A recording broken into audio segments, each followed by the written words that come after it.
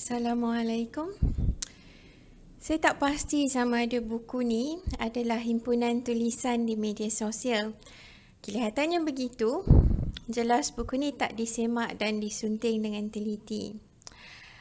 Apapun, kalau anda nak faham hal-hal asas mengenai ekonomi negara, bacalah buku ni.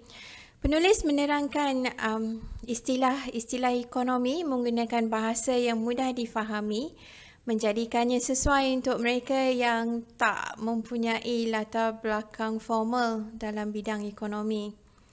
Buku ni diterbitkan pada era pasca Malaysia Baru, di mana isu-isu ekonomi menjadi tumpuan perdebatan sengit dan penyebaran maklumat yang meluas di media sosial dan media utama.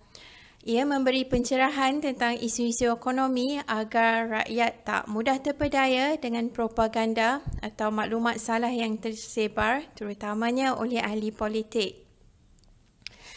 Antara yang dibincangkan adalah hutang negara yang kononnya mencecah 1 trilion ringgit dan dengan siapa kerajaan berhutang. Ramai yang merungut tak mampu beli rumah sebab harganya makin melambung tinggi, sedangkan pada masa yang sama berlaku rambakan hartanah yang tak dapat dijual pemaju.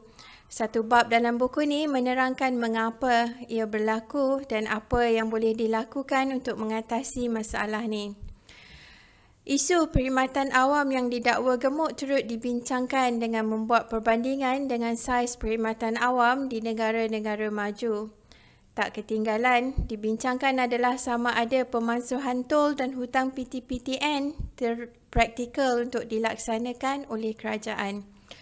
Secara keseluruhan, isi kandungan buku ni agak menarik. Anda boleh dapatkannya menggunakan pautan di bawah. Kalau suka dengar saya membebel mengenai buku, sila subscribe dan tekan butang loceng. Terima kasih.